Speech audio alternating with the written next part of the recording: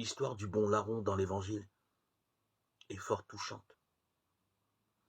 Ils étaient deux malfaiteurs crucifiés, l'un à droite, l'autre à gauche de Jésus. Ils n'étaient pas meilleurs l'un que l'autre. Le premier n'était pas plus prédestiné au paradis que l'autre. Le soi-disant bon ne l'était pas plus que le second. Ils avaient tous deux les mêmes crimes sur la conscience. Ils le reconnaissent puisque le bon dit au sujet de leur supplice, pour nous, cela est justice. Alors pourquoi l'un devient-il le premier saint de l'Église, canonisé par Jésus lui-même? Je te le dis aujourd'hui, tu seras avec moi dans le paradis. Pourquoi pas l'autre?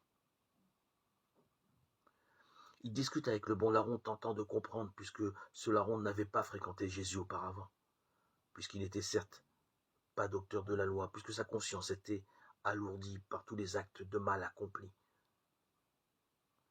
Et dans la bouche du larron, il y a cette parole que tout homme accablé par la culpabilité et le péché devrait entendre. Il a posé son regard sur moi, et dans ce regard, j'ai tout compris. Le regard de Jésus, celui de la miséricorde divine, faite chair, est un regard qui ne voit pas le mal, qui n'accuse jamais, qui aime notre misère, celle-là même qui a pu nous conduire au pire.